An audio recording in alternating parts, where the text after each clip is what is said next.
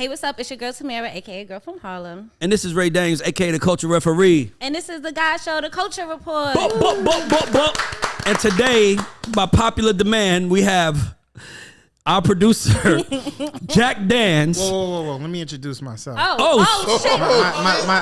This man. No one's ever done that in history. My title is A King from Queens, Jack Dance.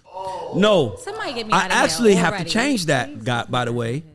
I told Don Vito, you cannot be on the show again if you don't refer to yourself going forward as Jack Burgundy. I guess I won't be on the show. Okay, well, he don't want to be on the show, Don Vito. Jack Burgundy is like Ron Burgundy, little black brother. You the shit. No. Nah, Jack thought he ate where I'm Jack. I'm the king from I'm Queens. a king from Queens. No. Whoa. Jack Burgundy, because your favorite color is burgundy. That's a fact. And we have my brother A&R that handles producer relations for United Masters. Ooh. He was supposed to be on a commission, but it was a whole lot of stuff happening. And we've been, every time we see each other, I'm saying, yo, just come on the show. And he literally hit me 20 minutes before we filmed this. I'm on my way, and we waited for him. Let's give it up for my brother Juju McLean. Let's go. Hey, Man, appreciate you having me. I'm sorry you had to get caught up in the, by the way, we argue like this every day. love it. So Jack Burgundy, let's go.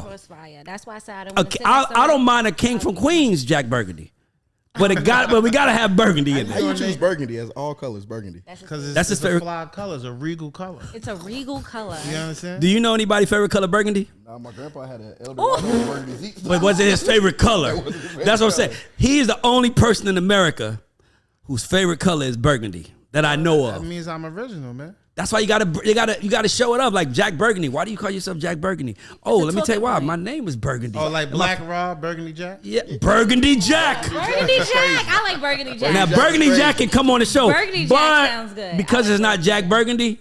But I like Burgundy Jack. hold on, you gotta wear some burgundy every show if you're gonna be Burgundy Jack. He will You gotta fuck stay with close to the brand. That should be something to easy, think by the about. way. That's something to I think feel about. like he could do that. Listen, you His want to phone go? case You is want to go burgundy. big? This how you go big. Burgundy Jack. Nigga said the brand. Bro, I've been hearing Haitian Jack since I was a little boy. Good one. Haitian Jack, Burgundy You met Jack. him before? Nah, I never met him before. But I know It's he's from coming Queens though. here. No, he's from actually Brooklyn. From Brooklyn. Yeah, he don't play.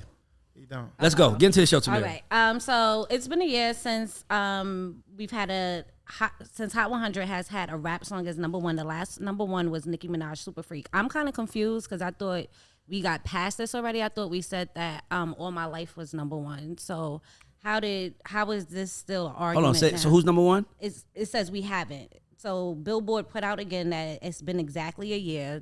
Like today, a year ago, was the last time a rap song went number one, and it was Nicki Minaj's "Super Freaky Girl." That was a year ago. That's what they That said. couldn't have been a year ago. That couldn't have been a year ago. It's really a finesse too, because they have heat seekers now. They have heat seekers now. They don't have like Billboard. Wait, 100. what's a heat seeker? Heat seekers is like records that are trending. They can be trending, like, so it can go. It can be a top 40 record.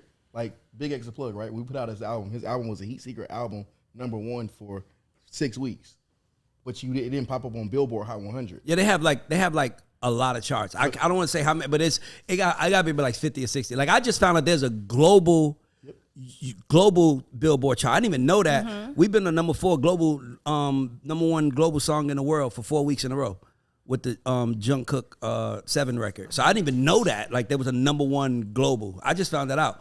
So I think that's what it is. We're breaking down from No. Billboard maybe is talking Nicki about was Billboard is overall. talking about. Jack, look up when did Super Freak come out? Nicki is talking.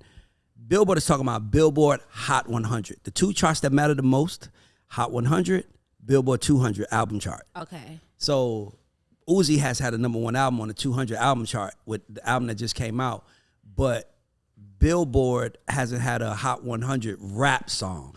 Now, All My Life was top 10, like Gunna is like top 5 or 6, but it's not number one. So maybe that's that. But I thought the Nicki record came out like 8 months ago. August 22nd, 22, actually. So exactly a year ago. But it got released a year ago. But it went number one first week. So you're right. Go ahead. Okay, cool. Yeah, go ahead. Shout out to Nicki, the girls. Queens. Rap.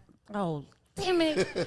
I need By the way, Queens Juju, out let me here. explain I to you, need my Juju. points. Every time we say something, he has to find a way to bring Queens in it. So just get ready for it. Gotcha. Just get ready for it. I'm just warning you now, so you'll see. Okay, so speaking of Billboard, they also released an article this week saying that music execs are beginning to be too stressed due to a lack of artists who have star quality. They can't find artists who can sell out shows and are not just known for one viral hit. How did we get here, and what advice do you have for record execs looking for new music? I'm gonna let my brother Juju go first. Let's go. I mean, why do you think that is? Address that. You an exec. I don't have a job. I'm about to say, we not stressed at UM. I got it going. We developing real talent, like Big X the Plug. We developed that shit from the ground up. Like we found him he had 5,000 monthly listeners, if that. So what do y'all do differently that the major labels don't do? Pop your S. We actually we don't just sign everything because it looks good. Our project manager have to agree with it, our A&Rs have to agree with it, and people have to really believe in the vision. And we actually put together a plan for that vision. So like when you talk about stress, we got 5 artists that are Big X just sold out Texas 3 nights in a row, 1,500 people. He's on a sold out tour right now. So like we not stressed about artists. But your expectations are lower. Nah, shit. Let me tell you why. Here's what I'm trying to say. What I'm telling you is that if an artist was on a label that needed it, 1,500 seats ain't enough for them. For them, they trying to get to 20,000, right? You guys can celebrate 15. By the way, that's an advantage. I'm not saying like it's a bad thing. I'm just saying that like major labels have artists that are selling 1,500 seats, like, but they aren't celebrating them because those aren't big enough wins. United Masters' focus is artist development. So because that's the focus, that's a win. That the focus is the win is watching things grow compared to a major label where focus is to get a song that streams 3 million a day so they can make all their bank. So United Masters, but that's why distributors are kicking the major labels' ass right now. Kicking their ass. Kicking all distributors are because distributors' expectations are lower. They like, hey man, we can get how many monthly listeners does Big X have? 5 million now. Okay, we get 5 million. That's a win. How long have you been developing him? 12, 13 months. Jeez, that's But a big difference. labels don't take the time to develop. Yeah, So I'm gonna address it. So Jack, do you want to go? No. Okay, I'm gonna address it because I work. Jack is just here to be. Most label people are not happy because the people that's running these companies don't care about their happiness. They don't care about the fun part of the game. Nobody got into the music business because they wanted to sit at a desk and move like a librarian. Everybody that wanted to be in the music business got in this because it felt fun. Working at major labels right now is not fun anymore. As soon as research came up. Yeah, like research came. So research calls all the shots. So meaning if I like Jack's music, if I work like Juju could like Jack's music, bringing in the United Masters, he got 12 monthly listeners. Juju like it, they like go for it. I want to do it. They like, what the fuck are you thinking? He only has 12 monthly listeners. We need to go for this guy over here who has 800,000 monthly listeners and growing. And my thing is, but that can suck. Right. They don't care if it sucks. He's taking pride in his artist. Most labels don't take pride in the artist. They take pride in the stories and the work that they do. I've got him here. He's taking pride in his artist. They don't think like that. So most people that work at labels aren't fun no more, man. These label heads are businessmen who only care about the bottom line, and I don't think that motivates people. I remember I was sitting down with a head of a company, and he was doing a speech. I ain't gonna even go there, but he was doing a speech to the company, and he was like, "Guys, work for yourselves. Work hard for you." And I was like, so I pulled him to the side. I said, "Bro, people ain't here to work hard for themselves. People here to work hard for you." So, you know what's funny about that statement? You know what Steve's motto is at UM? What? Entrepreneurs. Exactly. All the people that he's hiring all have their own established business outside of UM. But we coming in, like our motto is literally become an entrepreneur. Like there's more elevation because everybody works at UM, and it's probably a secret everybody should know, but everybody has equity. Yeah. No, I know Dave. Dave was one of my best friends. So yeah. We all like my little brother. Yeah. So it's like that's my point. But see what he did? Build some shit that I own. That's You wanna make different. sure it's But if you successful. getting a salary, you ain't like it's like, bro, like JoJo's my A&R guy. Like James, like every time I see James, I'll be like, man, don't I compliment you? That's me giving that's me feeling like what I paid him is enough. Nah. They want to feel seen in their job. They want to feel acknowledged. So when you telling people kill for themselves, what the fuck does that do for me? If I'm the fucking digital manager on a successful project, I get a plaque and maybe a bonus? Nah, because you got to understand there's only one CEO. There's only one person at the top, right? Or maybe it could be 2 at the most. I ain't never seen 3 co-CEOs, right? So with that being said, they know if it's 100 employees, only 2 is the CEO, what are the odds that I'm going to become a CEO? right? So all I can really do is kill for my CEO. Kill for him, because at least if I kill for him, he gonna make sure I'm straight. That's a fact. You know what I'm saying? So these guys, these label guys are like, do your job. No, nobody in the music business came in there to just do their job. They came in this shit to have fun. And you fucking culture vultures have sucked the fun out the game. That's a fact. And if one person from the outside creates an environment where employees like it and they can get paid, that person is going to change the game. Because these CEOs of these labels, they ain't fun guys. They like number pushers now. It's a few that's really good, but the most of them, lights on. They trying to keep overhead. The lights will stay on if they don't do nothing. A crash, I could put a 5-year-old in a CEO seat. That back catalog is gonna make them hit their numbers every year. It's labels right now that ain't broke an artist in 5 fucking years. It's labels right now that ain't had a fucking #1 record in 5 years. But they hitting their numbers. Why? Because that shit that happened in 1972. Shit that happened in 1984. Let me ask you something. Mm-hmm. You said Steve. Yeah. So I know you enjoy working at the company. Absolutely. So you talking about Steve Stoute. Absolutely. What is it like working for Steve? I would say like it's first of all, it's a great learning experience, but beyond that, before I even started working with Steve, it's funny. I ran into Steve at the Rock Nation brunch, right? He's like, the fuck are you? I mean, this is 5 years ago. It's like, the fuck? I'm talking to him like, yo, like, I read your book already. I really fuck with everything you got going on. Really dope. He's like, trying to figure out how you got in the party. How the hell this little nigga get in here? Right. But then he see me hang with Meek and Gotti and then like moving around and like he sees how I work. So like now, fast forward 5 years forward, I've been in UN 2 years. Steve is like, yo, like, however Juju's moving outside, I need everybody to take note of that. Exactly. And that's how the company needs to be moving, because like he's championing what we have going on. He's carrying the culture on his back. Like these are things that like we need this. Like so it's funny because like we are a tech company, but we also are an ad agency. Mm-hmm. We also are a label.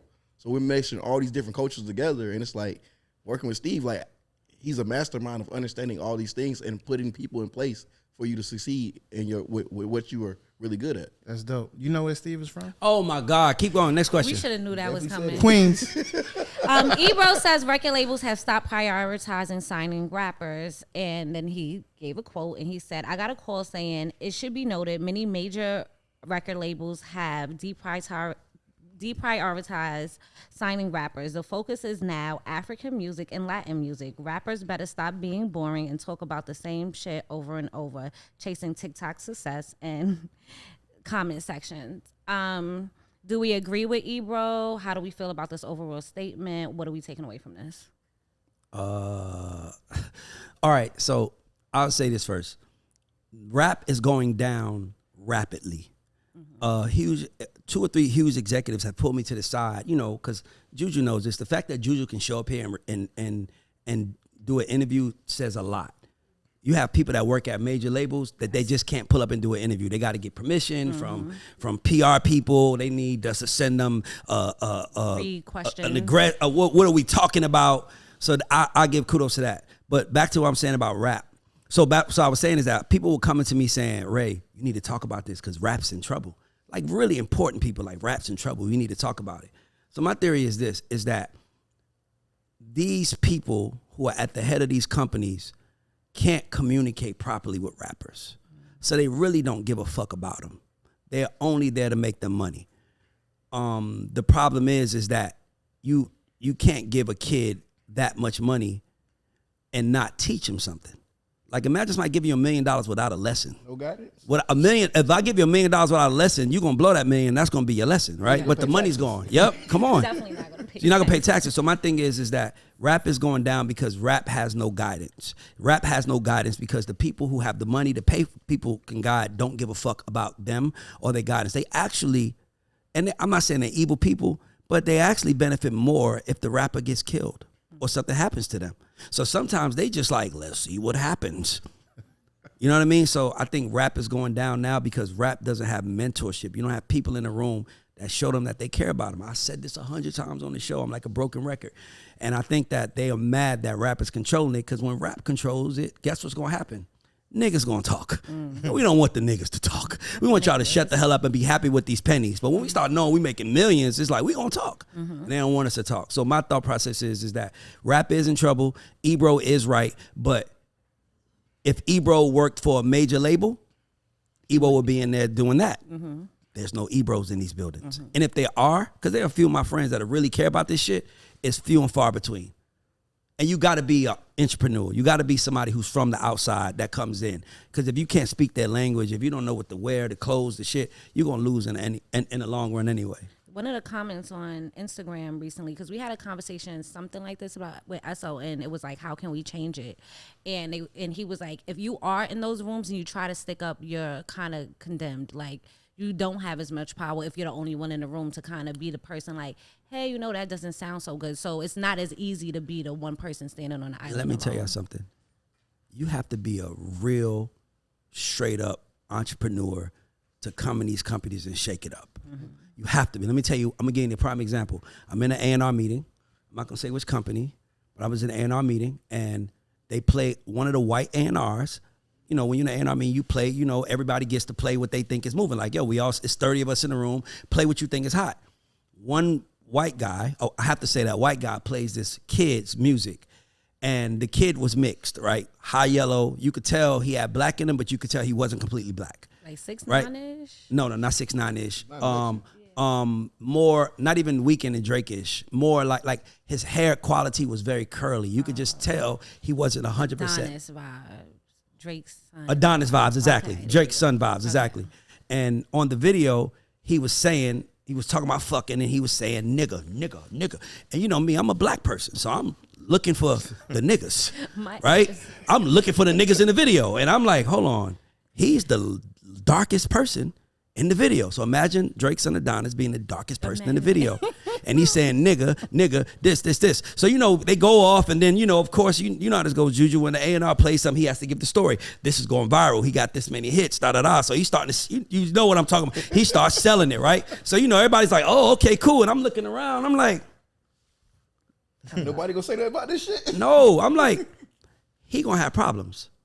First thing he says, his dad is black. He knew that. He knew what that White boy. His dad is black though, Ray. I hate His dad must not have been in his life, because if his dad was black and he was raised around a black person, he would have known he needed some darker niggas in that video for us to believe that is real. So we sign him, we gonna have some problems. And then they was like, oh, let's go to the next video. And then I'm just thinking I'm doing my job. I come from outside. And then one of the young ladies that worked for the company looked at me and was like, thank you. But I'm thinking like she didn't even feel comfortable saying, I don't want to support that. Oh, that my biggest thing in our A&R meetings, and anybody tell you, if you sit in one of our A&R meetings, we had a Latin rapper, and he kept saying nigga. And I was like, all right, y'all can cut this shit off right now. I said, if he says nigga one more time and nobody says anything, like, we got an issue. And they like, everybody's looking at me, I was like, bro, I don't give a damn if he's Mexican, whatever. Like, he does not, if he's from Texas, wherever he's from, he don't get to say nigga. The only reason why people like 6ix9ine could do it is because he was surrounded by niggas. Yeah. And that means, that doesn't mean that just because he's surrounded by that. It felt like he was one of them. Well, so he could have been Atlanta. Nah. But that's but Cap G can say nigga, in my opinion. He from College Park Projects. Cap is different. That's my point. If they're different, it's okay. If they feel like they grew up around us, good. If they feel like they didn't, then that's what it is. Yeah. So, but I'm just saying, listen, brother, my biggest problem in the business is, one of my biggest problems is that white people can sit in the room and play records with the N-word all throughout it. All throughout it. Right? And to me, imagine me playing a record from a female artist where she's saying bitch and pussy the whole song. I wouldn't even feel comfortable.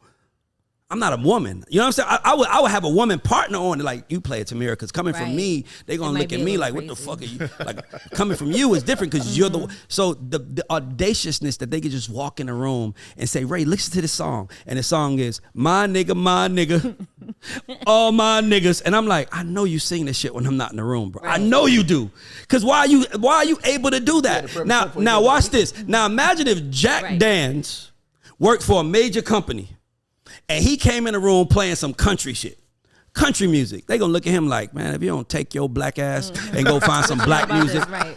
If Jack played Latin music, are you gonna take some away from the hood, or is he like, you know what I mean? But a white person can come in the room and just play nigga all day, and we better not say nothing, because if we do, we gonna be ostracized and put out sooner or later. So to me, it's the weirdest shit. Good way to look at it. But one of the reasons, and Yo Gotti is blaming some of the issues that we're having in rap right now on COVID. He said that ever since the pandemic, rap hasn't been the same. It's been semi-boring. The energy ain't been the same. I feel like we're all mentally been inside. What are some impacts that the pandemic might have had on music that we didn't really consider? I'll give you one. We paid these niggas too much money when they got a chance to come back outside, so now niggas weren't putting out music. Like, and when they started to try to put out music, it's like, bro, you know damn well you can't go to no arena, bro. Take your ass to the Roxy, bro. Yeah. Do 2 nights at the Roxy, 7,000 people. Get your bag and keep it pushing. But everybody wants to be Drake. Everybody wants to be Savage, and it's like everybody's not that. So it's like we're in this space now where artists they think they're bigger than what they are, and it's a humbling experience because the festivals. Everybody's not coming to see you, just you at the festival. The festivals, no disrespect, has fucked the game up. The festivals has fucked up the ecosystem. Because so you know what's funny? I think it's fucked up the rap ecosystem. So we talk about rap ecosystem. It's fucked up the rap ecosystem, but it's helping everybody. Every other genre is getting helped by festivals. Yes, and we just have to find a way. And like I said, the clubs fucked up. Clubs fucked it up. Then you say the festivals added onto it for rappers. But it's like when you tell somebody like when Roddy said, "Hey man, I get 400,000 a show." It's like when last time you put out a record? Yeah, and it's like okay, yeah, you might have got 400,000 when you had the box, but now I need another record. Yeah, but not only that, you got 400,000, but that's for Rolling Loud. Yep, right. That's not 400,000 for you to do a show. Right.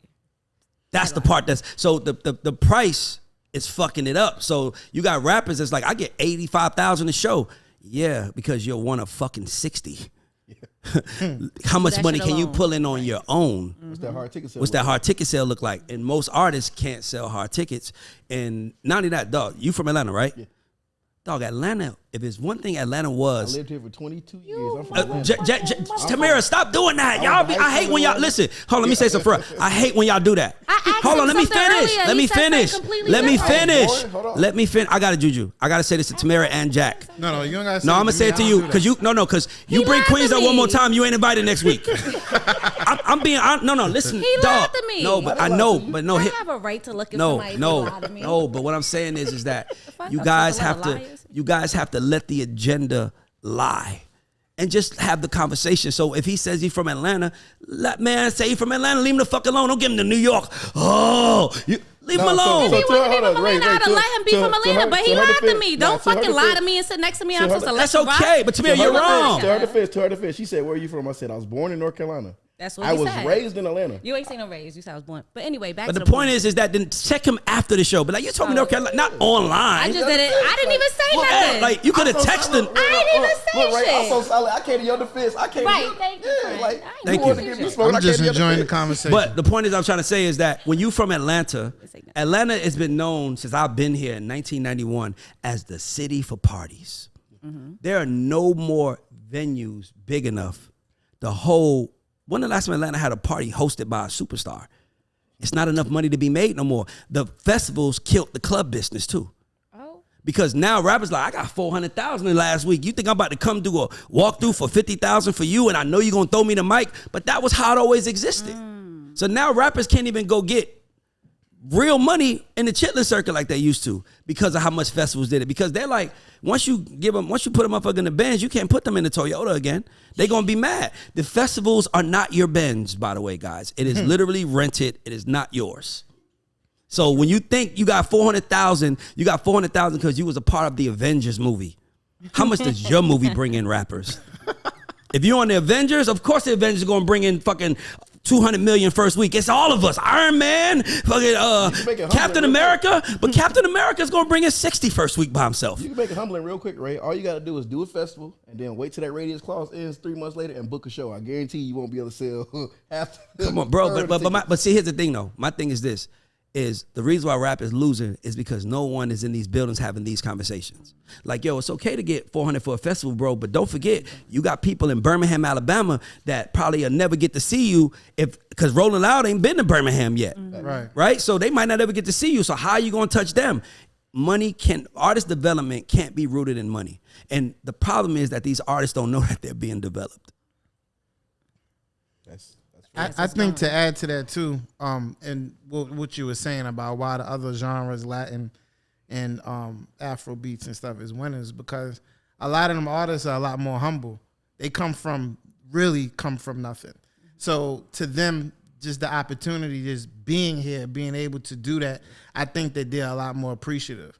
We've seen the same story happen in hip hop, where it's like rap in the hood, go to jail, come home, start rapping, become rich. But like these kids is like growing up with no hope. And then when this opportunity happens, I think that they take it more to heart and more serious. Absolutely. You know what I'm saying? Absolutely.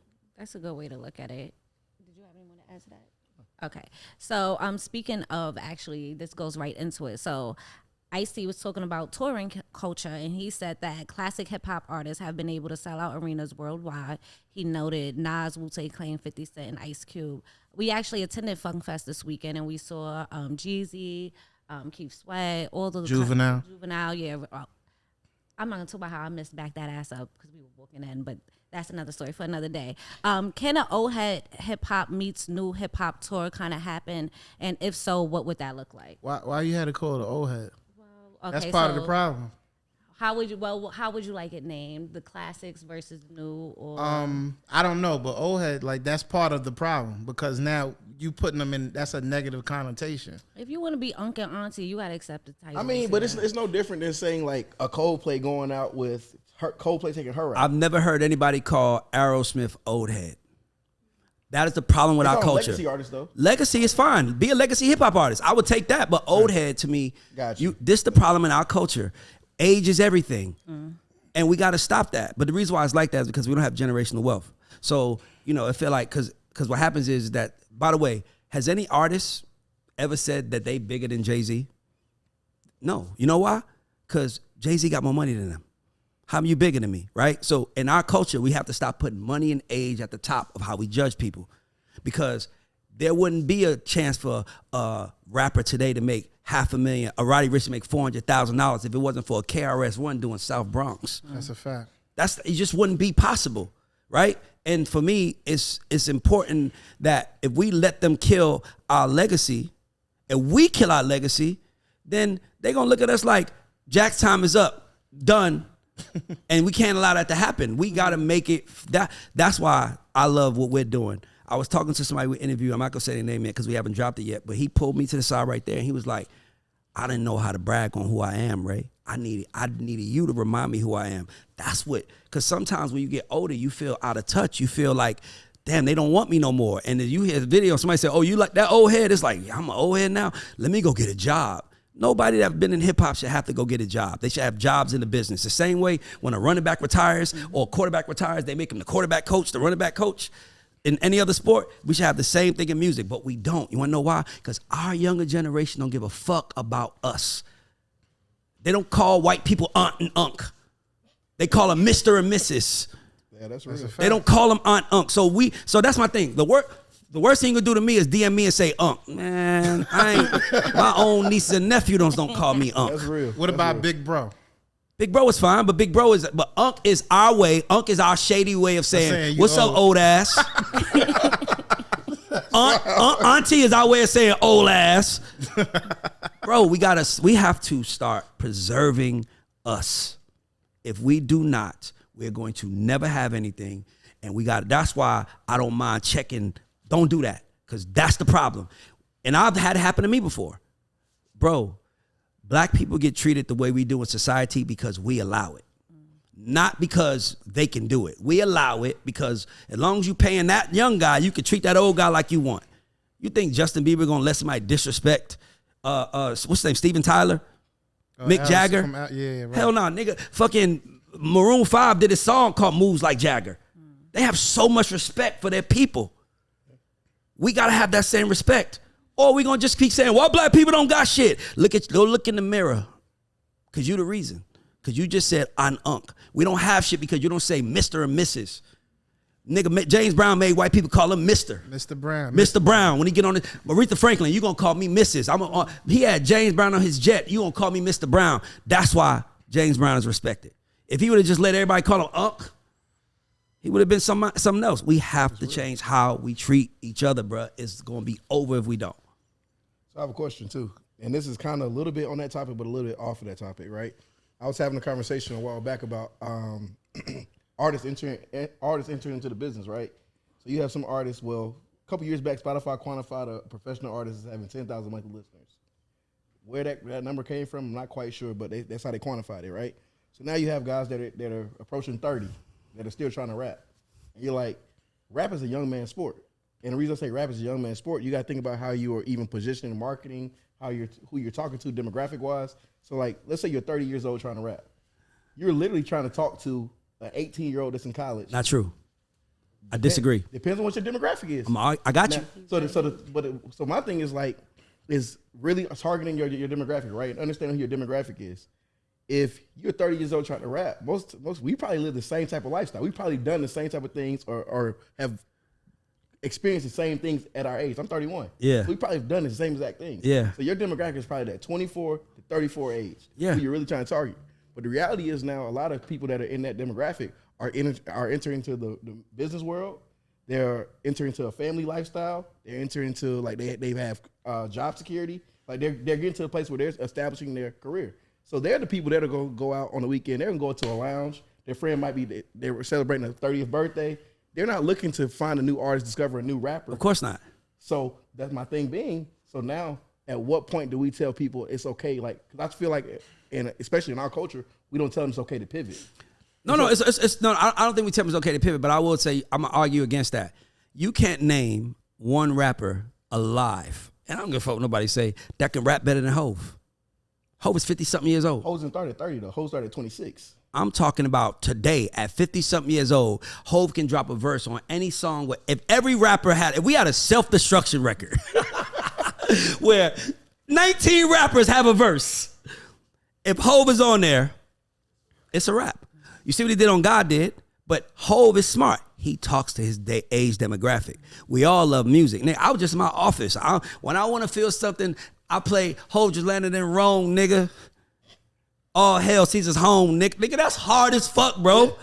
What, nigga? That's hard. I think that the problem, the auntie, the old head, those comments are what make us think rap is an old man's game, a young man's game. Rap is not a young man's game. Rap is about people. Rap is about relating to people. So if a 30-year-old rapper come and talk about 30-year-old shit, he gonna win. But I'm talking about establish. So now, correct. But I'm talking about establishing the fan base, right? So you talk about now. But that's what I'm saying. But my point is not to cut you off. I just want to say this. But my point is that your fan base should look like you.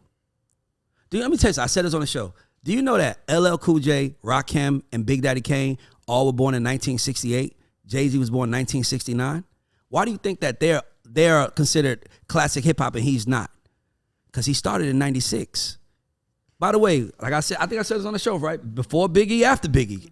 If you came after Biggie, you're not considered old school no more. If you came before Biggie, you are, right? Except for who? Jay came after Biggie. I know. That's what I'm saying. But anybody who came after Biggie, the only person I could probably consider is Nas. How did Jay come after Biggie? Reasonable Doubt dropped in 96. Ready to Die dropped in 94. Okay. No, Reasonable Doubt, no, 95. Bro, I am a fucking dictionary when it comes to music. I understand this shit. Hov came in 96. Only person I might say 96. Nas and Big came in 94. Everything after, you gotta remember, you know who was right before, you know who was on fire when Nas and Big dropped? Kid and Play. Think of exactly.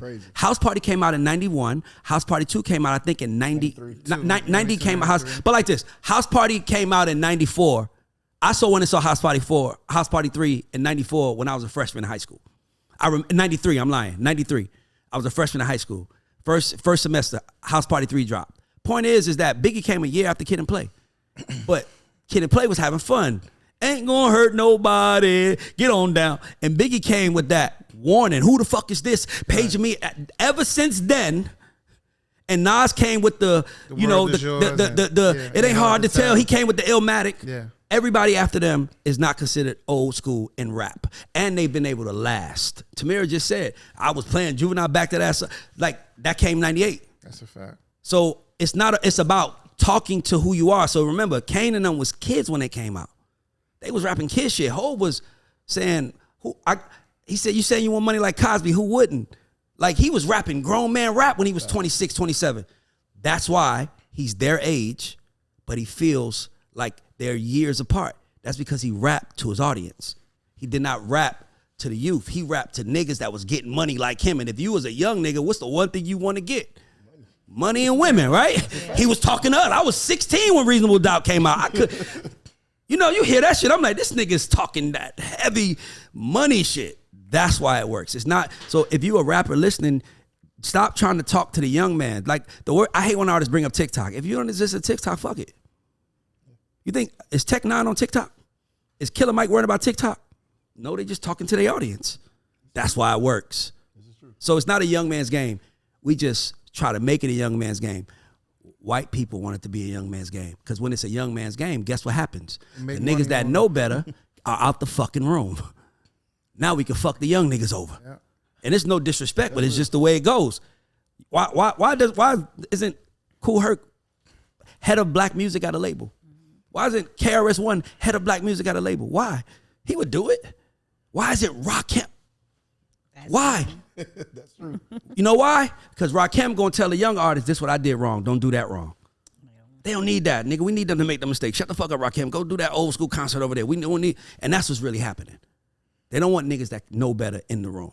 They want niggas that don't know better in the room. So can we officially stop saying it's a young man's game? Because all we saying is, anybody that know better, it's time for you to leave. And we need them niggas. Period. That's a good way to look at it. Okay, so Korean drill rap is here. So drill actually came from London, so we can't take all the credibility for this. But my you said from London?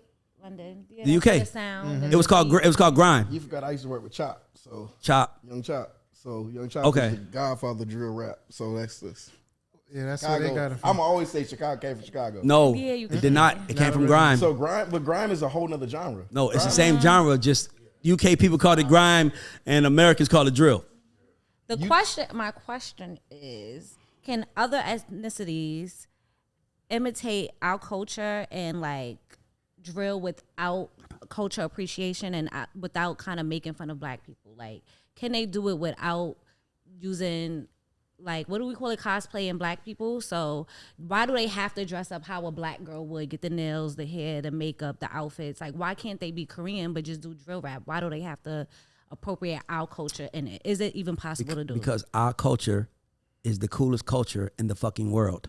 I don't care what table we are in the world. If a black man is at that table is cooler. Mm-hmm. If a black woman is at that table is cooler. We might not have had the system to control, but what we did influenced the whole motherfucking system. So I don't even get mad. I've actually traveled to Asia, and when they do that, that's a compliment. Let me give an example. I was in Japan, and I saw girls would rap like, you know, it was the weirdest thing in the world. So you would get this Japanese girl, and she would just say like her language, and then right after, then she'll start performing. You little bitch, you can't fuck with me if you wanted to. Perfect. Word English. for word. Mm-hmm. She don't speak English. No, so when they were saying nigga. So when you hear nigga, I'm for real. They didn't know that it was a derogatory term. Right? They was just repeating after us. That's why we got to be very careful when we start using the word and the N word. We got to be careful when we use it because I might be cursing up a storm and I don't know it. I be seeing all the Spanish. Yeah, but that's what dog. Me and Tehran is sitting there, Jack. Me and Tehran is sitting there looking at each other. It's us and 30 people from Japan looking at one girl perform and she's singing like nigga, and I'm like, and then they're like this.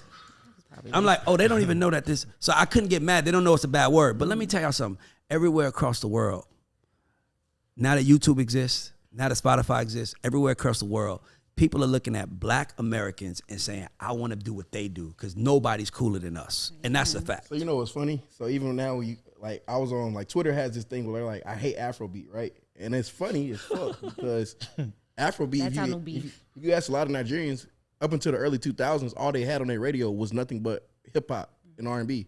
So the reason why Burna Boy is actually working in the space and why people are able to digest it more, he's literally taking samples that he heard growing up, the music he heard growing up, and recreating those and putting it on Afrobeat records. But you know they have an issue with that, right? Because he said we didn't have any culture. He said black Americans didn't have any culture, and then he turned around and sampled all of our music. So we're like, and then wearing fake Timbs and doing all, like, how you gonna say we don't have no culture and then mimic our culture?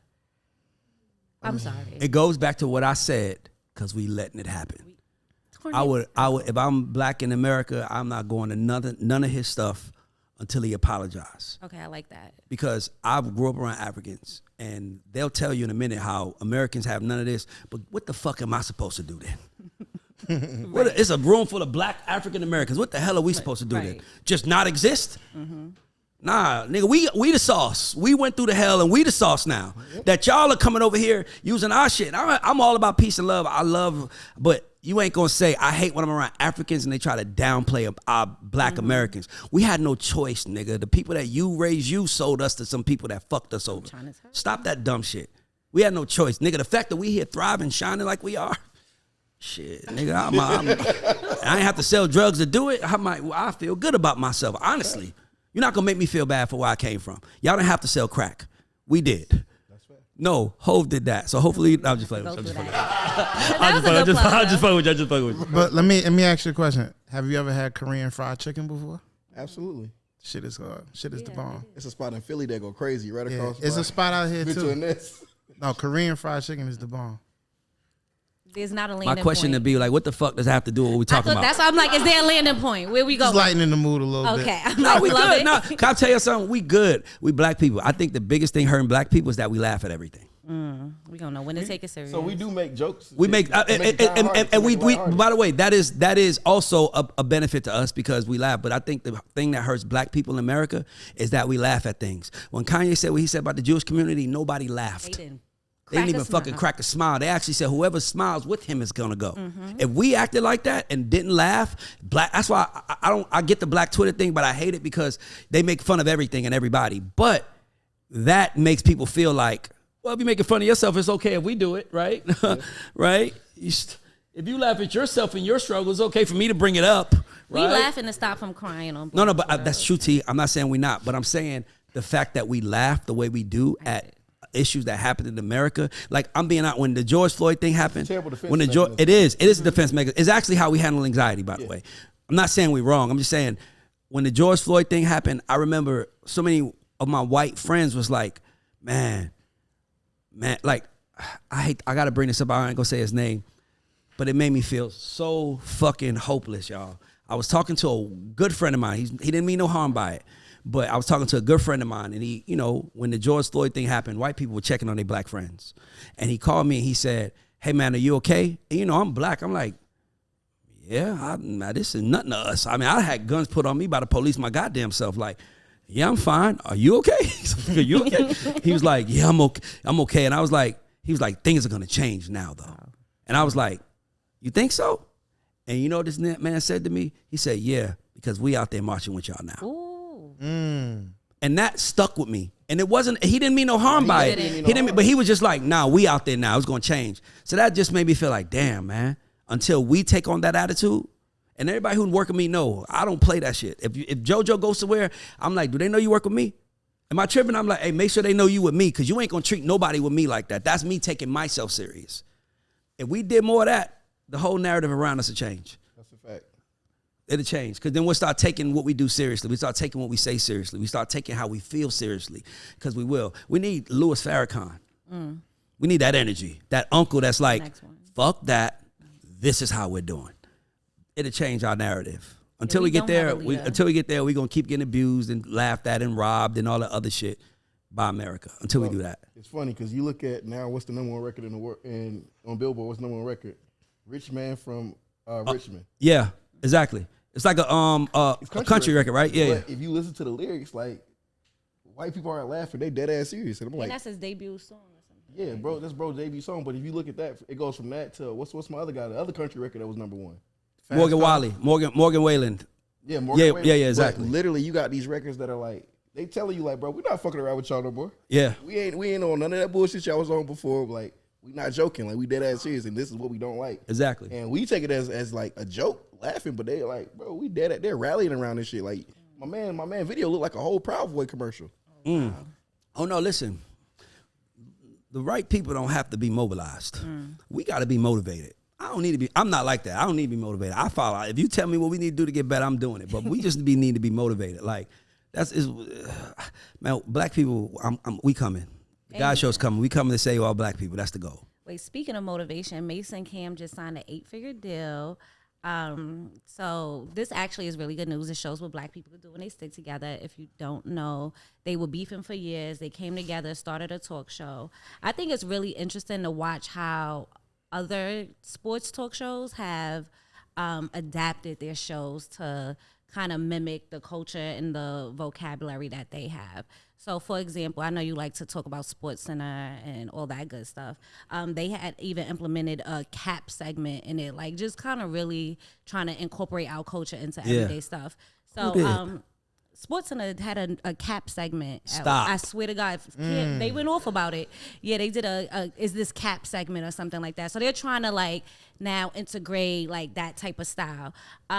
What type of motivation does this bring towards black people, and how can we use this as a step in the right direction?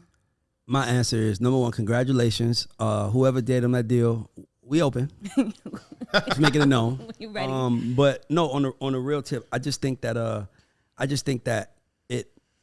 I would just say to black people, you can be yourself and still win. You like, I love Cam and them show. I love it. Why I love it? Can I tell you why I love it? Because my entire life I've watched ESPN since I was a kid, and now I'm watching BSPN. And I'm watching Cam say, my nigga, you got this going or what? Like, can you bust Larry Bird ass? Yeah. And I was like, yes. That's like rappers. You know what I mean? Yes, it's rap on sports. That's really what it is. It's rappers' perception on sport, bro. Cam and Mase, bro, it's incredible. Incredible. Like, I watch it. I love it. And they deserve it. And we coming next. Like you said, being yourself works, because they were getting a lot of flack in the beginning for saying pause and being homophobic and stuff like that. But that's genuinely who they are in every room. Yes. And I love the fact that they were able to be on a stage and be themselves, and people respected it and didn't run from it. But here's the thing. It tells you something about money people. I'm not going to say, no, I'm being honest. I don't give a damn what you doing. If you got eyes and you got some motion, money people are coming. That's a fact. So stop worrying. That's why I said do you. Because a lot of times when you come from nothing, you want to appeal to the money people. Nah, the money people don't care about you. They care about what you're doing that can make them money. And if you're doing the most blackest, most ignorant shit, if they think they can make money from it, here comes the check. So I would say all black people, be yourself. Be your normal self. But also think about the culture and don't embarrass us like crazy. I think if Cam and Mase didn't have the history of albums and 25 years of being in music, I think it wouldn't be received that well. I'm just saying, don't two random guys do that. You know what I mean? Because you know what I mean. So because we got to also think about how it makes us look. There's a penalty to every action. So just like, but Cam and them have been them. If Cam was doing it any other way, I would be pissed. Yeah, like if you watch Cam he used to put out short films on World Star. Yeah, the short films are like he's big. That's always been who Cam. Always is. Ignorant shit. Like Cam has one of the most famous lines in movie history to me when he said, "Niggas die every day, B." Right. See how she caught me with it? Like that's one of the most famous lines in movie history. Yo, and the part where he say soup. Yo, we in the hospital bed? He like, oh, we gonna get back to what we doing? Nah, man, shit different, man. I think right. We gonna get you some soup. Go get you some soup. I think it's like some soup is crazy. It's a bigger lesson that's within all of this too. So first of all, I want to shout out Chanel Ray, who is their publicist, and she's working with us. I bet you. We're working on that. That's my homie. And thank you for not bringing us. See, y'all brought up Queens. He didn't. No, she's not from Queens. She's from Long Island, actually. See, that's even worse. He didn't deny she was from Queens. He led us all to believe that. She's not. But oh my God! I just said my homie. But when they said she from Queens, you didn't say no. You said yeah, my homegirl. Yep. So look, we gonna keep it moving. Yeah. But anyway, I think the more important thing is like they had issues for a long time, and when you hear them talking about it, it was like really like a big misunderstanding, because I guess when Mase had blew up and kind of pulled Cam in, and then Mase kind of pivoted from whatever they were going, they was doing before and doing different shit, and then they had their issues over the years, and now that they've been able to kind of like circle back, I think that's really dope, and it makes me think about like there's more stories like that in hip hop. I would like to see other stories of people who started together and maybe they may have had some issues or something like that, and you know, try to like, you know, bring it back together and win together. I think that's really dope. Yeah, that's good. And you know, black men just need to talk. Yes. One of the 4 agreements is never assume, because when you make an assumption, that assumption becomes a fact in your head. Once it's a fact in your head, you react like it's a fact, and then the whole time it wasn't even true. Mm-hmm. It was an assumption that because assumptions become facts in our head. So, you know, I always tell people, read the 4 agreements. Never assume is one of the agreements. Never. Okay. Intentional. Yeah. Oh, okay, he done read the book with us. Absolutely. So somebody brought it up earlier, but well, not this, but there's a rumor going around that the shade room is the worst thing that ever happened to our culture.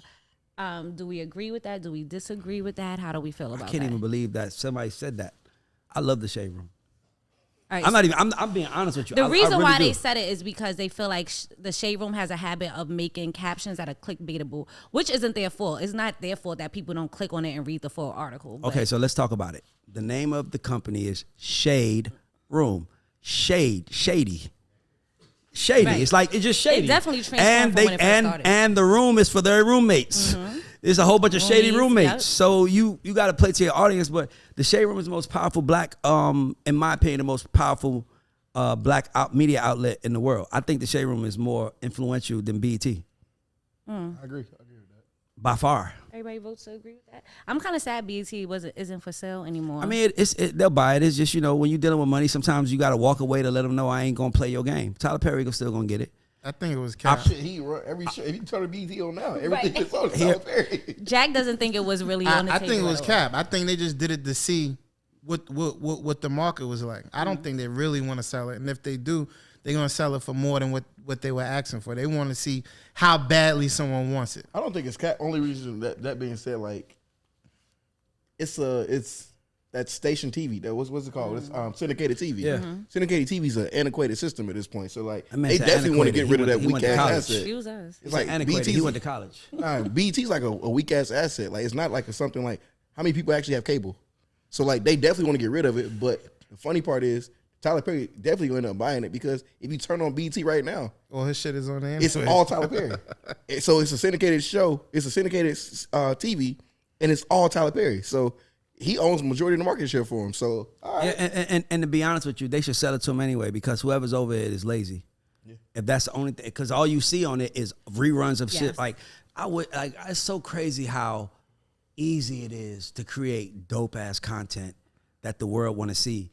You just have these college educated people who think they know what the culture needs. You might not know just because you went to HBCU and you went to got a doctor's here or whatever it is. That doesn't mean you know black people, right? And BT is Black Entertainment Television, and the fact that outside of the BT Awards and the BT Hip Hop Awards, none of us really watch it. It's really shameful, and I'm not disrespecting who at the top because they might be dealing with politics. I'm not going to disrespect them, but we got to save BT. We got to, bro. And BT should buy the God Show.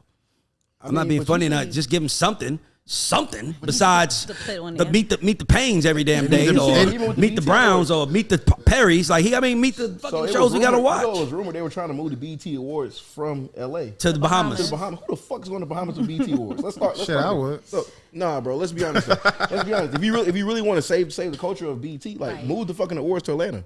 Why haven't you let's start there. Move it to Atlanta, where if you already have, you can literally move it to Atlanta and put it at Tyler Perry's studio. His studio is big enough to hold the fucking awards. Or you can take it to State Farm Arena. You got many. Can I tell y'all something? You know how hip hop runs the world? You just gave me a take. You know how hip hop runs the world compared to the people, because hip hop is ran by dudes from the streets. Okay. And BET is ran by college educated blacks. And you know, you got to find a way to appeal. No, seriously. I can't teach you how to hustle. Like you got to find a way to appeal to a younger audience. And if I was BT, I'd just, whoever run the Shade Room, tell them, come over here and run us. We'll be watching BT all goddamn day. They clearly know what to do. Yeah, they clearly understand. Tubi is popping right now. Tubi is, that's what I'm trying to say. Anything where we go gets motion. Amazon Prime was the same way to Amazon Prime. Like literally, Amazon Prime missed out on a wild ass bag. They were doing the same shit Tubi's doing, but they were never promoting it. Tubi said, "Hey, no hell." Tubi not only does Tubi owns it, it's a Tubi movie now. Right.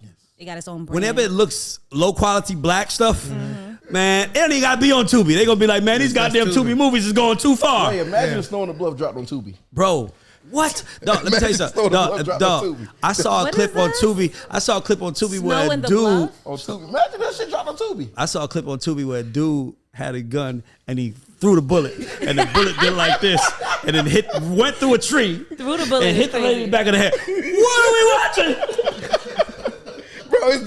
Bro, what are we watching? Like, who thinks of that? Like, bro, I can see them at the cutting room. Yo, so look, we got to get some GC. Is that the word, Aaron? GC?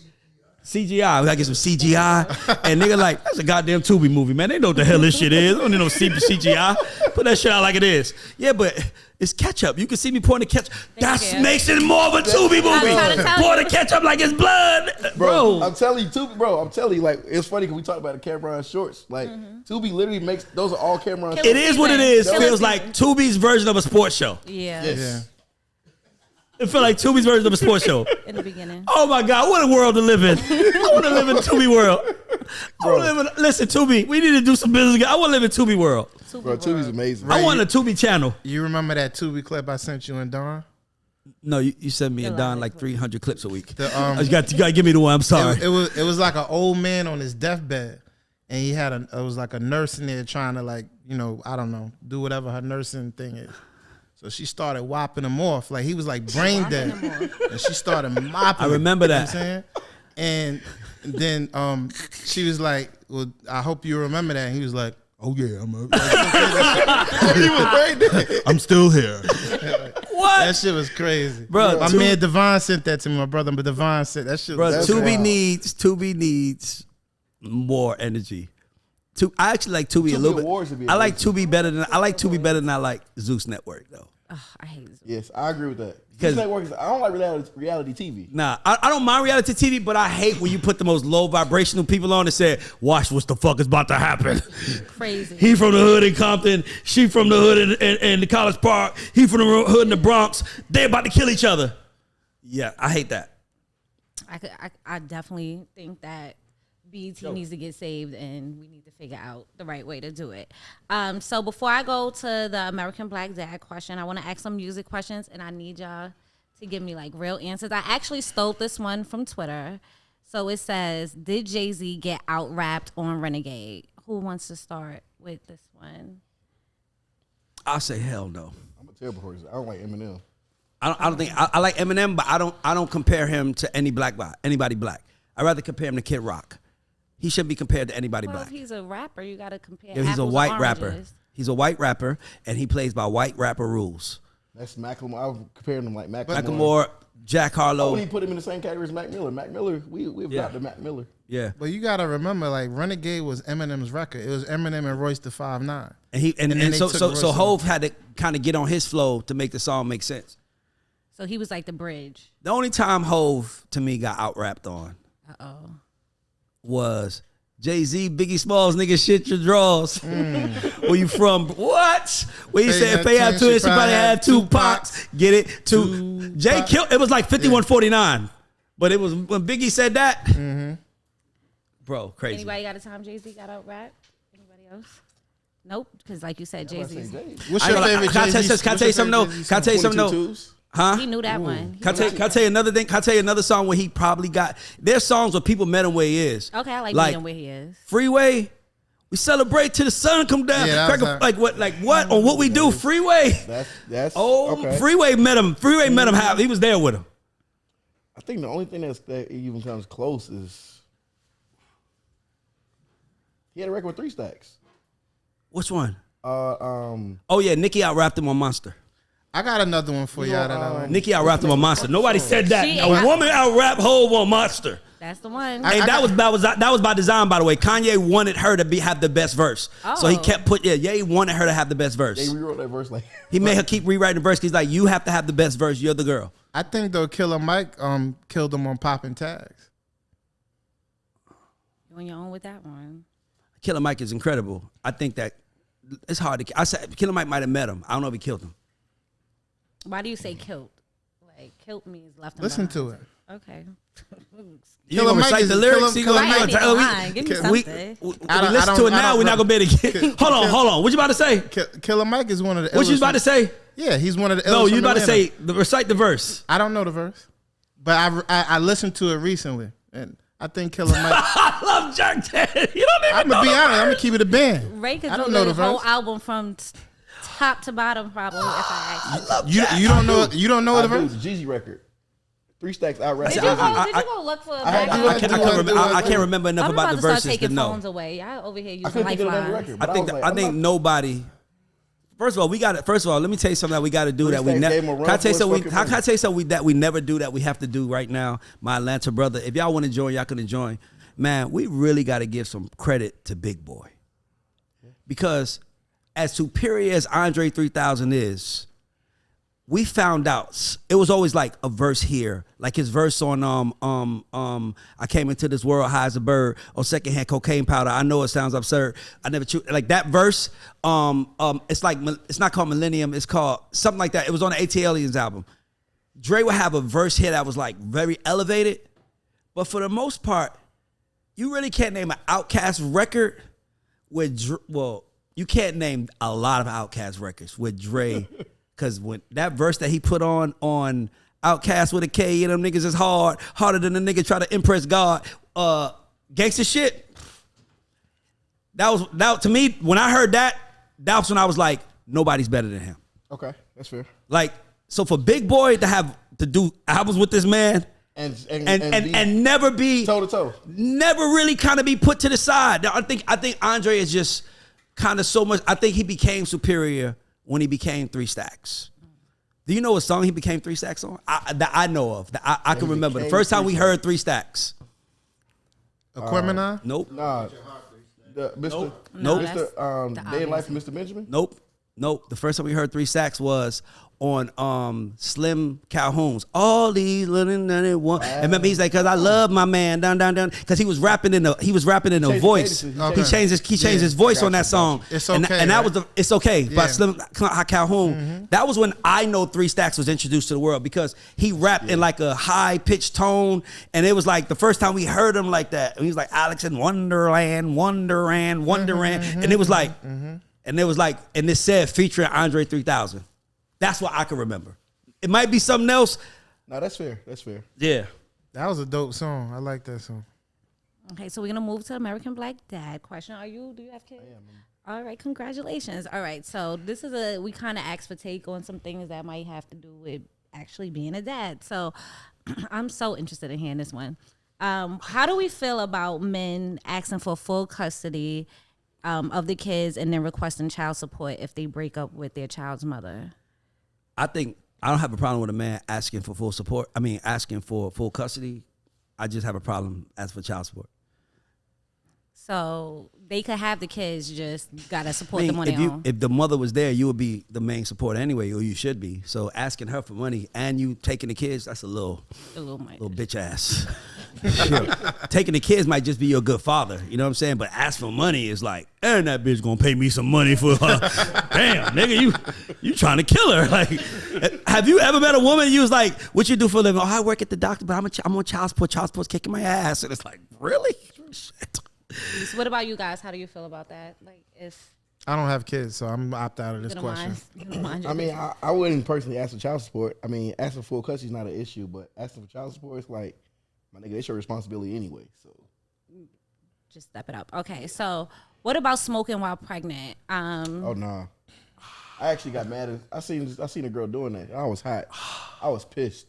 I was like, bro, if you don't want the kid, bro, like, just do something different. Like, that's fucked up though. Like, that baby didn't have a chance. What about smoking while pregnant on national TV? When you put someone at the forefront of the culture who hasn't earned a position there, that's what you're gonna get.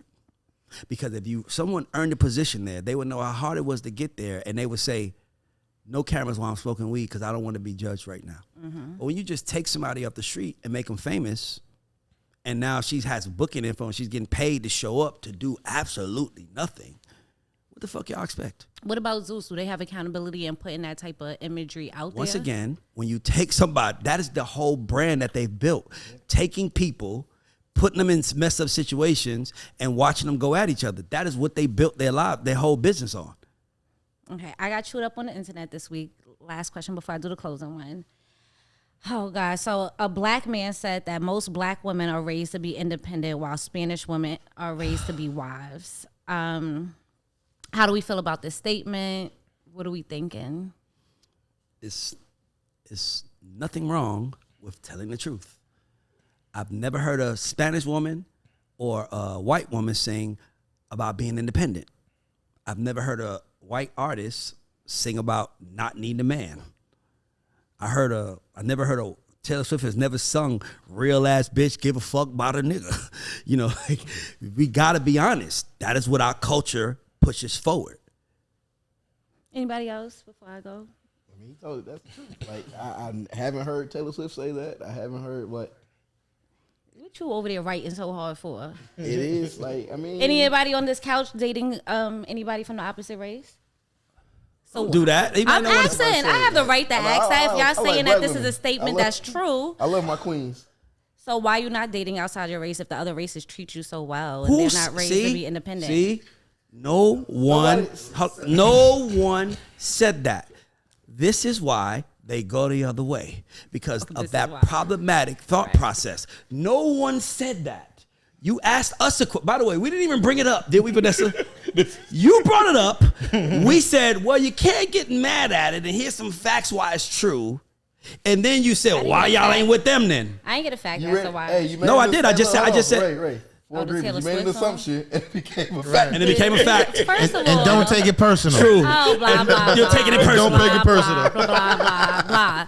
But are we gonna discuss why black women You are done asked- hyper independent? Jack, you don't mind. You not your woman. Your Well, woman is. my wife is Dominican. I knew that. I was waiting for him to say some shit. Dominican people are black. Though. I agree with that, but it depends on which Dominican you ask. But that's another story for another day. Listen, if you go there, you're gonna see more people your complexion than I whatever just you think they DR. are. I love me some DR. But anyway, no. Well, the back to the situation at hand. The reason why black women are hyper independent is because we were forced to be. We have come from generations of homes where we've watched mothers be single, and even though they've been successful, Cap. that's just what we know. What's the cap? Let me hear it. So let me tell you, right? So my grandmother, my grandfather, right? Married 40, 50 something years, right? My grandfather comes home, he drops a check on the counter. That check take care of the household, right? It wasn't until the 90s, 80s, 90s when crack hit our community. Start sending black men in jail, had black men on the corner selling dope. Hold on. So you weren't raised, generations weren't raised to be independent. That was a defense mechanism for you to now, what your environment provided, that's how you operated. However, that's not the thing. Like now it's like this thing where women are like, oh, well, I need to have my own to do X, Y, and Z. Well, if we're building a nuclear family, you don't need your own, baby. Right. Mine is yours is mine. We're building it's one pot. But we have this mentality now that's like, oh, as a community, oh, I need to make sure I'm good. Me and mine gonna always be good. Do white men ask women what do they bring to the table? Do they do that? Because only are we expected to bring something to the we ain't table? white, so how you gonna ask us that? We the only ones that are expected to bring something to the table. I'm going to the restroom. Okay, yeah, adios. If you're gonna go deeper in that, Deuces. white women were getting their ass whooped at home and decided that, hey, we want to go be part of the workforce now because I'm getting my ass whooped at home. I don't control shit. I don't do nothing. So they the one that asked for equality in the workspace. Black women were like, So how man, we get we're here? good. At Right. my household, we good. That's a fact. That's not even. You see the women with the granny dresses by the stove and that had 10, 15 kids? All right, but to go all the way back, because the reason I'm not even gonna go to the crack epidemic, because we were getting out, like for me, my grandmother and my grandfather were married, but he was gone majority of the time that my mother and my aunts were being raised because he was fighting a war. So that was the first stop. And then when they came back, they got displaced, unlike those of the white counterparts who got welcomed with open arms, and they got into programs where you could own your house once you came from the war. So we have always systematically been fighting different issues and obstacles than those of our counterpoints. So when you ask us why are we hyper independent, it's because we live a different reality than those of white people. White people don't worry about their husbands leaving out the door and getting killed by police. They don't have that reality. They don't have to worry about their husband even walking out the door and being killed by another white person. We face different realities than that of other females. We have to worry about our husbands not coming home at night, no matter what happens. Whether it be the police, his best friend, going to the army, dying of a heart attack because we don't have good health. Whatever it is, we face different realities than those of our counterparts, and that's why we're hyper independent. Not because we want to be. Even now, where everybody, it's an even playing field. Why the fuck are black females the only ones expected to bring something to the table? What do you bring to the table? What do you bring? Nothing. Me, what's up? It's not about bringing nothing to the table. It's more so about creating, like, the thing we keep missing is, like, in a family dynamic. So it's like, so I had an issue with a shorty, right? And her thing was, I don't compromise, right? And it's like, in a compromise, that means we're both bringing the same, like, there's equal partnership here. I can only compromise with something that's either greater than what I have or equal to what I have. I'm not compromising to go backwards. Okay, I like that. That's ass backwards. Like, that's me working, I'm backpedaling. No, we're running forward. So we're moving forward. So that being said, like, I'm not asking what you bring to the table, but I'm also telling you that, hey, don't come to this table and not try to help me set the table. Don't come to the table and not try to cook the food at the fucking table. Don't like if we're building a nuclear family and we're really gonna take this shit to the next level, I need you to come with the mindset of there's never an issue. We're always gonna have a solution to a problem. Don't come to me with more problems. Because my life, I'm dealing with those problems every single fucking day. You don't have to add to that plate. If anything, you're supposed to, in our house, this is our kingdom. This is our place of peace, solace, and retreat. Don't bring none of that bullshit into the house. Because now it's like, now I gotta go. Now that's when you see niggas stepping out, they gotta go do X, Y, and Z. Can I tell you the problem? No, Ray is not allowed in this conversation. Bars.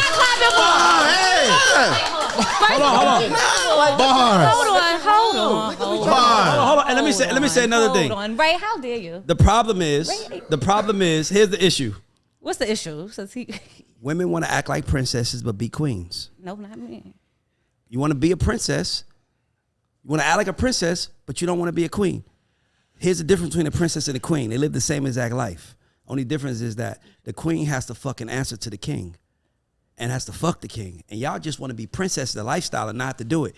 Men want peace. The sexiest thing a woman could do is talk to me softly and ask me, am I okay? Do you need anything? That's sexy to me. All the mouth, shut the fuck up. That's not gonna get us nowhere. Imagine walking through a dark forest, trying to figure out how to take your family to heaven. Mm-hmm. And you got the kids, you got your son on your shoulder, you carrying the baby, you pushing the stroller, and your wife is complaining about where the fuck we at. Shut the fuck up. We almost there. I don't even know where we going. I'm trying to get us there. Facts. That is why you guys, I promise you. Men don't do nothing but go to work and act like their life is so hard. Whoa. They don't wash the clothes. They don't cook the meals. They don't get the husbands ready. They don't iron the clothes. Imagine going to work and bringing your money back to the house and they spending it. Women are working still. Shit, We working too. We doing all of that and working. That's what I'm saying. Like, y'all want us to be quiet once y'all get through the door and be at peace, but we went through hell to make sure when you get there, the house is clean, there's food on the table, the kids are sleeping so you can have peace when you get through there. Like, there's so many steps, and y'all just be sitting here acting like women should just shut the fuck up when they get through the door because you need peace. I went through hell all day. Your badass kids done fucking got suspended from school. Kids. I don't know, but I don't have kids. I don't know. I'm just being hypothetical. Damn, I didn't take nothing y'all said, but I'm sitting here being hypothetical back. The kids, one probably had an allergic reaction. One got suspended. That is your job. Something. And I still got to go to work? No, not for me. Listen, but most of these men want you to work too. We not being realistic. See, here's the these thing, though. Men do not want girls that are not working. The first thing they ask you when you go on dates, I'm a serial dater. I'm out here trying to find somebody. So everything. What do you do for a living? You started this thing when you said, "What am I supposed to bring to the table?" So communication is the number one thing in our community that we lack, right? So if you come to me and proper communication. Proper communication. I'm not telling you to bring shit to the table. I'm telling you to help me set the table. I already bought the fucking table. I done bought the house that the table's sitting inside of. I done put everything. I gave you all the tools to now succeed. What if they say the table ain't enough? That's the real problem. That's the real problem. No, because they watching the other table. They would say, why they eating that over here? They watching the other table. Go the fuck over there. I'm with y'all. I just want to make sure. I don't want to say shut the fuck. No, seriously, because I don't mean it disrespectful, but I mean, in the sense of you have to put yourself in that moment. As a man, as a successful man, as a man, I could talk to everybody in here. The number one thing every man in here wants is peace, because the world is already hard enough. So you asking me like why we ain't got, whatever, that's when you get what you bringing to the table then. Because I'm busting my ass working construction, making $35 an hour, killing myself. I'm doing my best. If my best ain't good enough for you, don't make me feel bad about it. Just go find a nigga that's good enough for you. But good luck with that. But it's more than peace. It's grace. Niggas don't like. That's the thing. Most grace and peace is in the same. It's synonyms. They in the same world. Men don't get grace, and I say men don't get grace. Anytime, especially being a black man, you don't get no grace. It's like, nigga, you better have a job. Nigga, if you dating, you better be able to take me on this date. You better have your own whip. You better have your own crib. You better have like this. You better. It's never a grace. You know another thing is, I'm glad you said that. You know another thing is, our community needs to stop putting material things at the top of our list of what's needed, because everything that women say they need, none of it is things that you can't touch. None of it's love me, lead me, teach me. Everything is house, car, this, buy. It's like, bro, can we get there together? Ain't nothing more beautiful than getting there together. That's why I say the only real love is the love that starts when you're young. If you ain't with your high school sweetheart, nigga, this shit can go any kind of way. Cause we know what it's like to not be. You know what I mean? But if I met you and I'm 30 and you, nigga, I lived 30 years without you. Right. But if I met you when I was 15 in high school, it's our relationship. We growing together. I seen you go from baby hairs to gray hairs. Yeah. To me, that's beautiful. That's what love is about. But what? It's always a man's role. I'm talking about when you get in a relationship, you can't even, they ain't even got a mic and they gonna ask a question. I'm speaking about a man's role. A man's role is to lead. A man's role is to provide security, provide to be able to lead and be able to take care of his family. That's what a man's job is to me. I can do all that without a woman. So if I'm gonna do that with you, just give me some peace. And I can't listen, my pet peeve is loud women. That's at the top of my list. You can't yell at me, don't scream at me. My Uncle Chucky literally told me, he said, if a woman ever curses you in public, leave her. She don't respect you. If she curses you in public, she don't respect you. Because if she could curse at you in public, you only have 1 to 2 reactions, and both make you look bad. You can curse louder, or you can do something else, and both make you look bad. So if you with a woman that's gonna curse you out in public, leave her. So for me, it's like the number one thing that we need for each other is respect. But the next thing that we need to do is stop looking back. Because look, we ain't there no more. We got to look forward. And both sides are fucked up. Male and female, both sides are fucked up. But where do we go from here? Do we keep complaining, or do we take ownership of our roles in it? So my thing is that Tamira just complained about her role. I gotta cook, I gotta clean, the bad kids. You ain't never hear no man up here complain about working. We don't complain about our roles because we know that that's what a man has to do. So you complain about your role, it's really the problem in my mind, because I'm gonna do my part. That's just what I'm saying. Ooh. I didn't complain. I think I gave a list of things that women do. Cooking's actually my love language, but okay. Anyway, in closing, if you had a hip hop wedding, what would be your hip hop wedding song? And no, you can't say Outkast, international players, because I feel like that's the obvious answer. For me, it is. I feel like if I guessed it, then you didn't go deep enough in your that is the best bracket. That is the best verse, that is the most gentleman verse in hip hop history. There's not a verse in hip hop history better than. So I got a text from this girl I used to see. Like, he's telling you the story. I apologize if this message gets you down. Like, he's not dissing a woman. He's not saying, fuck you, bitch, look at wifey. He's like, I apologize if this message gets you down, so I CC'd every girl that I see around town. Hate to see y'all smile, but I'd rather see her smiling. Yep. Wetness all around me, true, but I'm no island. Bro. Peninsula, maybe. Makes no sense. I know crazy. Give up all this pussy cat that's in my lap, no looking back. Spaceships don't come equipped with river. Like, come on, bro. He's telling you, like, you are his future forever. Like, you are his, like. And nobody else matters. And you say, you can't say that because you'd rather have me say, where your ass is at, when the thing. Like, come on. The only other thing I can tell you. What do you want me to say? I wouldn't want it to be that. I just give me one. You give us deep. one then. No, I'm a girl. I'm gonna say I'm gonna say Beyonce and Jay-Z and Love. But I mean, are you talking R&B or are you talking rap? You said rap. So there's a difference. So you. Oh, You understand that? rap. There's a difference Yeah, between let's rap and go R&B. rap. We, He said, "Don't do R&B." No, I'm asking her because she said a hip hop wedding. Hip hop. Okay, I'm just making sure. What's your song, I'm Jack? gonna say Method Man and Mary, You're All I Need. Oh, that's a good one. I like that. That was actually That's good. That's that a great was one. Yeah. Kudos. There you go. See, there we go. Talk about that's the only answer. No, I said There no. you I go. said it's the only answer. I said that's my Right, answer. You okay. can't take my answer I mean, away that's from me. that's he that's had my yeah. answer too. The I'm- only I'm- answer I give Where you- we from? Exactly. That's why. Atlanta. Yeah. Where he from? New York. He I- gave his answer. Listen, I ain't mad at it. I mean, that's just one. I got a list, but that's one. Can I Give get a couple number more. two? Hold on. I like Rule the World, 2 Chainz with Ariana Grande. You don't know that song? No. Oh, What else gotta you got? listen You got to one it. that we might know. Damn, I got Nothing Even Matters, Lauryn Hill and D'Angelo. That's not rap though. That's Why? R&B. That's R&B. It's on a rap album. Hip hop. Yeah, No, it's the Lauryn Hill album was in a rap She album. didn't win Best Rap Album of the Year. She is, but it was a combination of both though. They have one rap lyric on there, On the whole album? on that song. Okay, but not it's- one it rap, doesn't- not one rap I think verse, not a rap 4-bar But fade out. I don't So think of that one as was an not R&B rapper? album. I think of that as No, a rap album. no R&B song. She didn't say what album. That's an R&B song. Okay, cool. I like Future Wait for You. I think that's like if you listen I'm gonna to say that- T.I. whatever you like. Stacks on deck, patrols on ice. Baby girl, you can get whatever you like. Those are all good What's ones. better than that? What do a woman want to hear? Nigga, we made it. Dangerously in Love. What's the If Beyonce trumpets going off in the back. and Jay-Z song Bonnie and Clyde? All those good stuff. Nah. Well, that's good. To me, I would walk off of that if I did it. But I would definitely say nothing is better than Drake. And then I want to get to I'm the ghetto. altar when Pimp C verse drop. My bitch a choosy lover, never fuck without a rub. But you can turn it off after that. I like this A Boogie song. It's called Cinderella Story, but that's because I'm a New York girl. That's a bird. I like that so song of too, course. actually. Yeah, I know. That's It solid makes me record. feel good. Okay. Anyway, you guys, we are at InvestFest this weekend, so make sure you guys come by and check us out. We're gonna be on a podcast stage. Anything else we got coming up this week that you guys want to let them know about? Nope. Okay. So, well, Dre's thing on Thursday. but this is gonna drop after that. That's Oh, okay. Okay, guys. So make sure you guys are subscribed to all of our channels. You're following us on all platforms. Shout out to our sponsors, So and Carrie.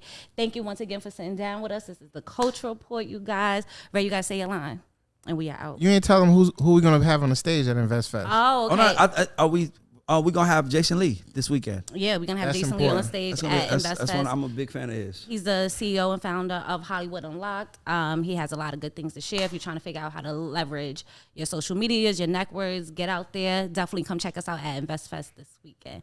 Thank you, guys. See you next week. This is the God Show. We are out. One. He gotta be New York and say one.